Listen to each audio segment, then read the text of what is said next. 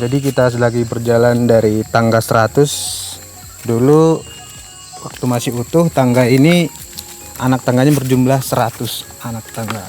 Jadi di sini ada dua jenis anak tangga, ada tangga 100 dan ada tangga 1000. Tangga 1000 itu di sebelah sana, tapi sudah tak berwujud lagi, sudah hancur dan lain-lain lah. Dari sinilah jalur tangga 1000 dulu, yang ada 1000 anak tangga, tapi sudah nggak bisa lagi dijalani.